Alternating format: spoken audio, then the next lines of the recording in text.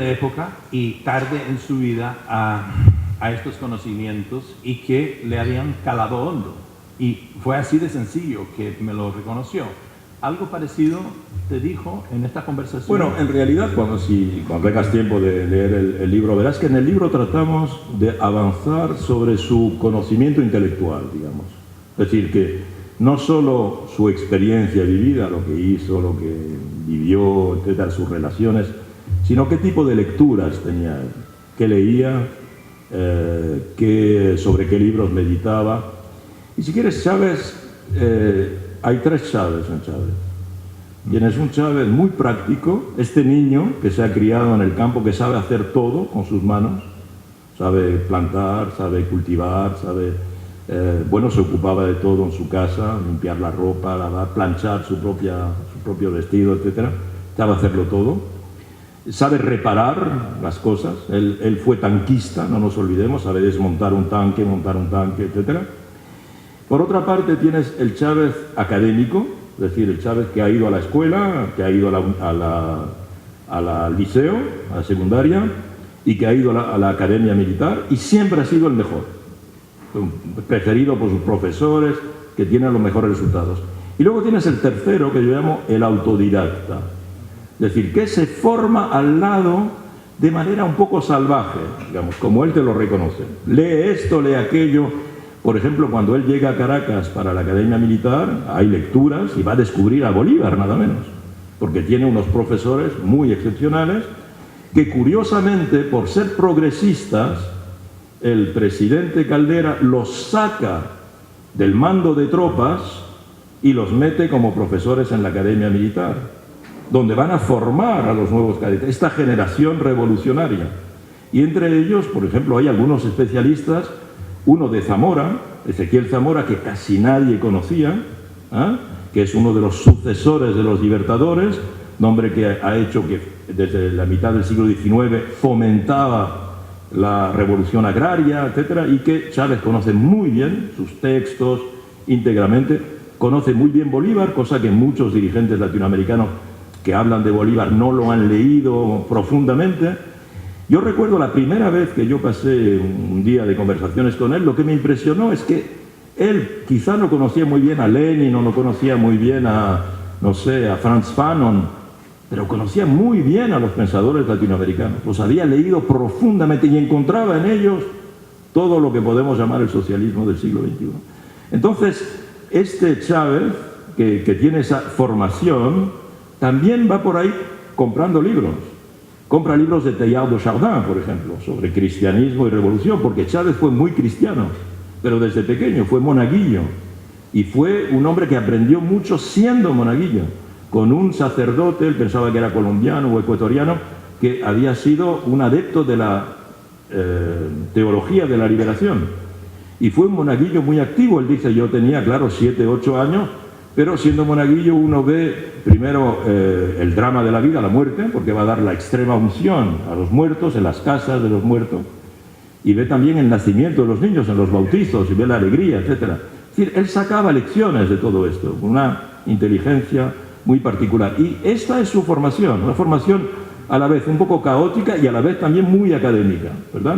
Y la Academia Militar es quien lo forma. Él dice, alguna gente pretende que yo entré a la academia como una especie de submarino, que yo ya iba formado por unos grupos clandestinos que me habían metido en la academia para que yo hiciera una subversión militar. No, dice, yo no entré en absoluto, yo no había leído a Che Guevara cuando entré en la Academia Militar, pero cuando salí de la academia sí que tenía un libro de Che Guevara debajo del brazo, porque ahí yo me formé. Entonces, a partir de ahí, cuando él sale de la academia, empieza a organizar su tradición militar. Por otra parte, algo que también hay que tener en cuenta es que Chávez es descendiente directo de una especie de insurgente de los años 1920, un tal Maizanta, que era lo que podríamos llamar un guerrillero. En los años 20 es la época un tipo duro. Claro, pero es la época de Sandino. ¿Entiendes? Es la época de Sandino, es la época de Limpiao, por ejemplo, en Brasil. Es la época donde de los últimos hombres a caballo, que aún cargaban con machete y con lanza, herederos de los libertadores. Maisanta era hijo de un coronel que había sido coronel en la batalla de las Queseras del Medio, que es la gran batalla de Ezequiel Zamora. Había sido coronel de Ezequiel Zamora. Ezequiel Zamora había sido oficial de Páez y Páez había sido oficial de Bolívar. Entonces, Chávez llevaba al cuello el escapulario de Maisanta y lo tocaba así, decía, esto viene de Bolívar directamente. O sea que había en él la idea precisamente de que había una línea casi, digamos, genealógica desde la liberación, no era algo improvisado, y su formación le da esta capacidad. ¿Qué es lo que más te gustó de él? Mira, Chávez es un hombre precisamente no dogmático. Lo más interesante es que es un hombre muy abierto, tú lo has dicho a tu manera, es un hombre muy abierto. No llega con un catálogo de ideas y voy a hacer esto y no vamos a salirnos de aquí de una manera ferroviaria, digamos. No. Y algo que no te gustó. No había nada de él que no te gustó. Pregunto yo, no pregunto yo, por ejemplo, no te pregunto porque no te lo pregunto de manera honesta, porque yo creo que yo no lo sentí sectarismo de las vísceras. Por ejemplo, yo soy yanqui, yo soy gringo.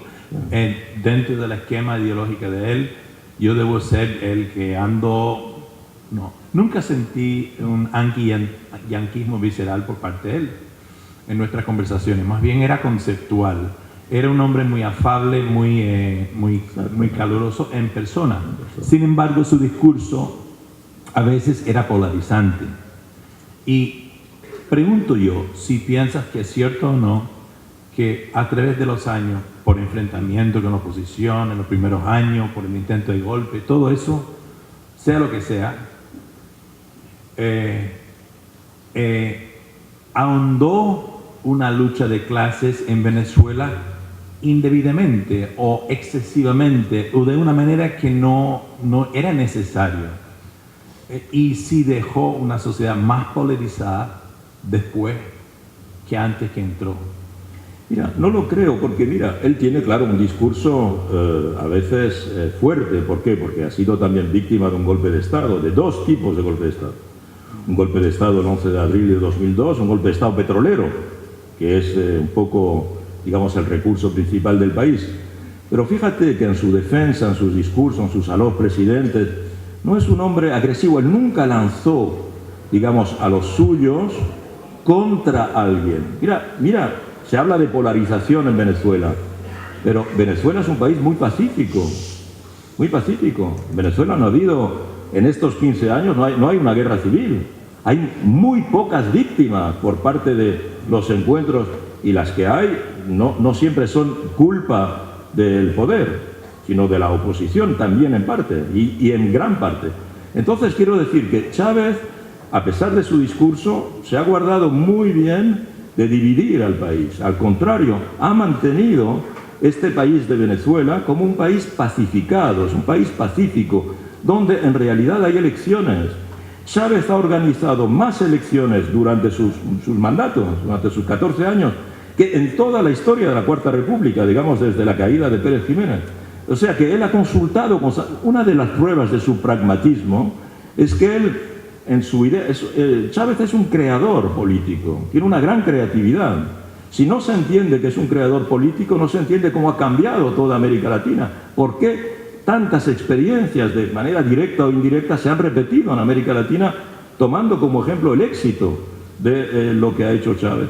Y entonces él, en esta creatividad, lo que hace precisamente es tratar de aportar unos elementos que hagan que la sociedad siga siendo cohesionada, y ha defendido la cohesión de esta sociedad venezolana. Okay.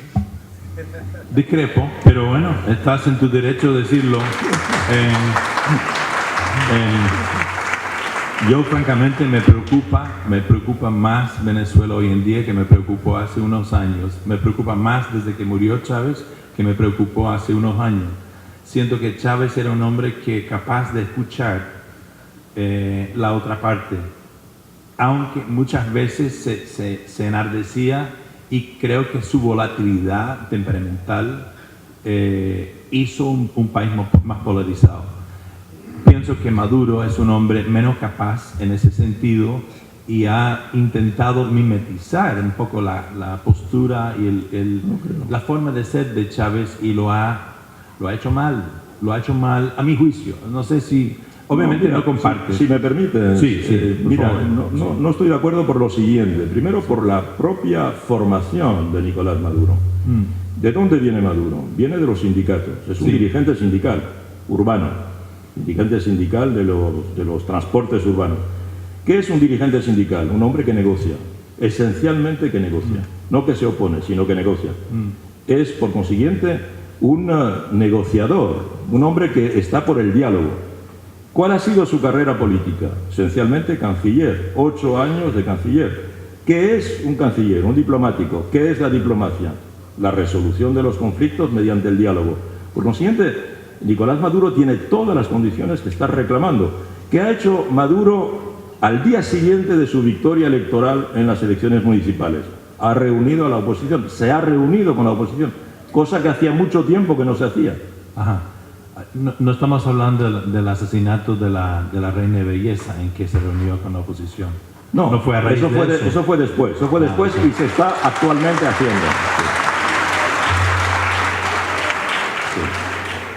Mira, no tenemos muchos momentos, pero te quiero preguntar, la inseguridad social, ¿qué es lo que más me preocupa? Claro.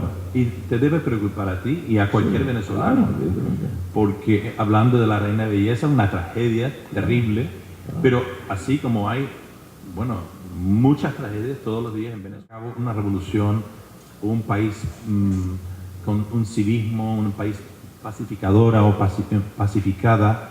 No podemos hablar en estos términos cuando hay 20.000 muertos al año, o no sé cuáles son las cifras, pero es muy preocupante, y en mi experiencia, en las sociedades que no están en guerra, en donde hay muchas muertes por amponería, criminalidad, generalmente es porque el estamiento militar o policial está metido. O sea, es porque no hay Estado de Derecho pleno. En el caso de Venezuela, el no sé qué porcentaje, muy ínfimo, de los homicidios son esclarecidos. O sea, un ínfimo porcentaje de la gente que matan son llevados a la cárcel.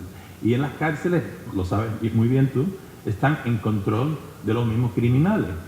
No he entendido nunca por qué no han echado mano a eso y porque han sido incapaces hasta ahora.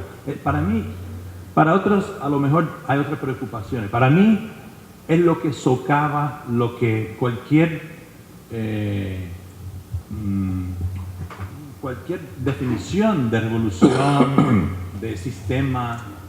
Es más, o sea, ¿qué sirve una bolsa familiar de $100 mensuales o no sé qué? O acceso a un médico cubano en un barrio que antes que no la tuvo, que sí tiene un mérito, si tu hija no puede ir a la escuela sin ser violada, o tu mujer a lo mejor la matan yendo al mercado. O sea, pregunto yo. Bien, te voy a dar. Eso es algo que ni Chávez ni Maduro han dado respuesta. Claro. Y es lo más preocupante. Y no veo. Mira, John, tú conoces como yo Venezuela desde antes de Chávez. En este libro, cuando tengas tiempo de leer la introducción, yo... Leí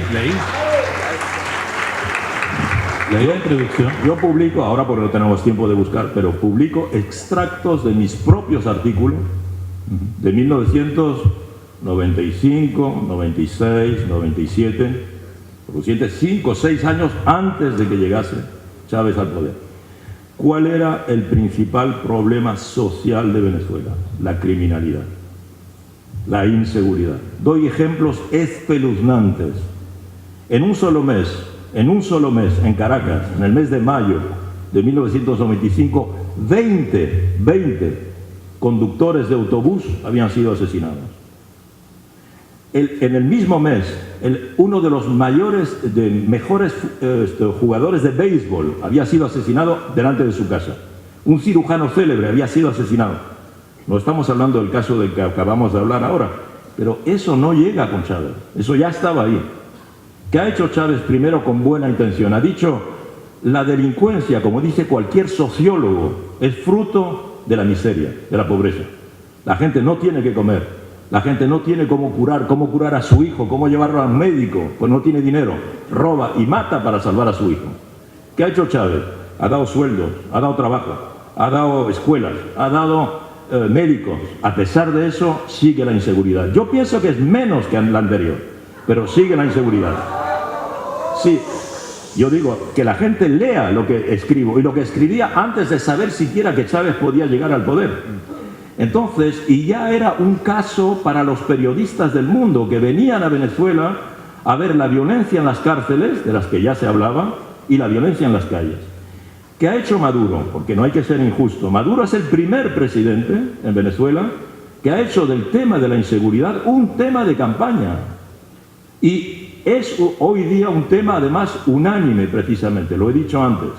Él se ha reunido con la oposición, no solo para eso, sino para tratar de tener relaciones democráticas, civilizadas con la oposición en un país en el que hay una oposición en el Parlamento. Y actualmente hay conferencias y negociaciones a las que participa el jefe de la oposición, el propio Capriles, con el ministro del Interior, para que tratar de encontrar juntos soluciones a este problema. Se está reorganizando la policía, están tomándose... Si lees la prensa de hoy, El País de hoy, hay un debate para saber si se van a limitar los movimientos de los motorizados entre las 10 de la noche y las 5 de la mañana, por ejemplo, porque los motorizados están muy implicados en un alto porcentaje de violencia. Entonces, quiero decir, no hay que pensar que el gobierno está de brazos cruzados frente a esta situación. El gobierno es el más interesado porque las principales víctimas de la violencia callejera son los pobres. Gracias, Ignacio. Nada más, bueno, antes que pasamos el micrófono a la audiencia, yo sé que estuviste ahora en La Habana, en la reunión del CELAC, y bueno, a propósito de haber también hablado ayer con la Yoani Sánchez, y me resulta interesantísimo de poder haber hablado con alguien como ella y alguien, bueno, filosóficamente creo que son gente distinta, en el mismo lugar, en el mismo ambiente, en la misma ciudad, dentro del marco del Hate Festival, que me parece muy bien, muy chévere, así ventilar las ideas y todo, de que nos cuentas, pues,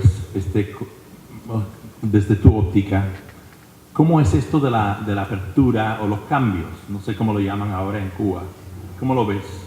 ¿Cómo lo ves? Y mira, a propósito de eso, la Yoani Sánchez habló de querer lanzar un periódico digital próximamente en Cuba. No quiso dar la fecha ni el título y dijo que iba a ser ilegal, pero que quería aprovechar lo que ella misma siente que es un poco un ambiente cambiante, más liberalizadora en ese sentido, con un discurso del presidente Raúl Castro de crítica hacia la prensa tradicional, oficialista, para ver si se puede codear y crear un poco un espacio más amplio para discutir los problemas de Cuba. Así más o menos lo describió ella. No sé qué piensas tú de ella, de las aperturas, de los cambios, del momento en Cuba, que es muy interesante. ¿Todo en un minuto? Más o menos.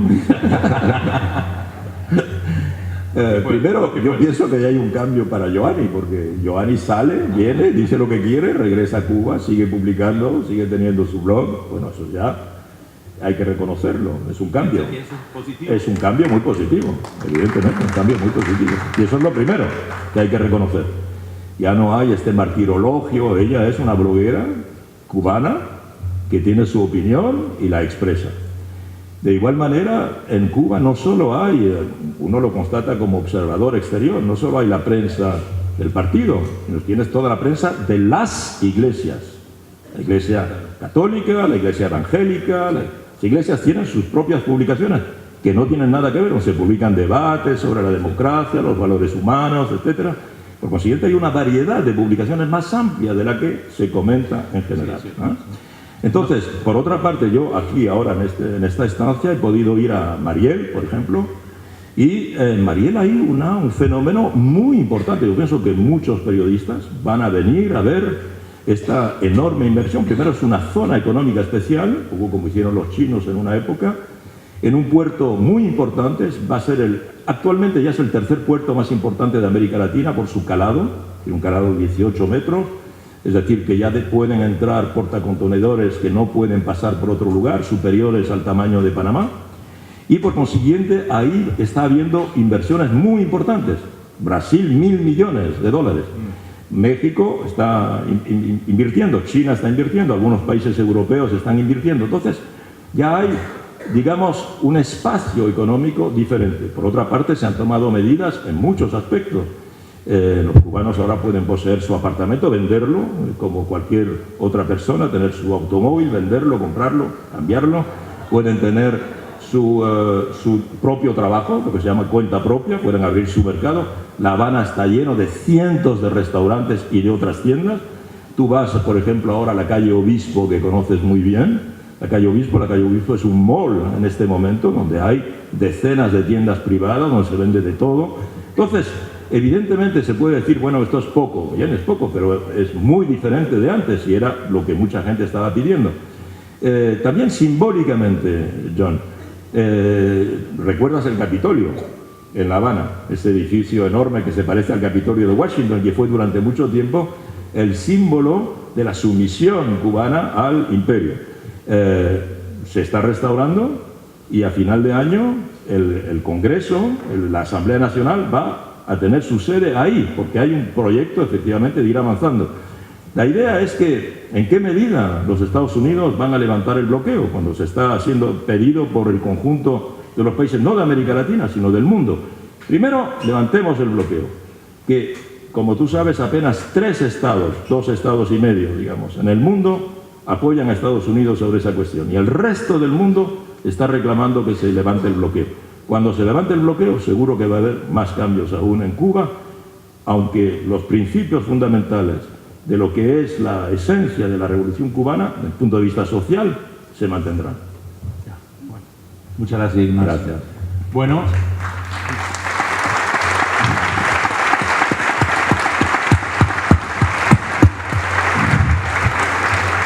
hemos pasado un poquito. Vamos a ver si estiramos, si es que hay interés.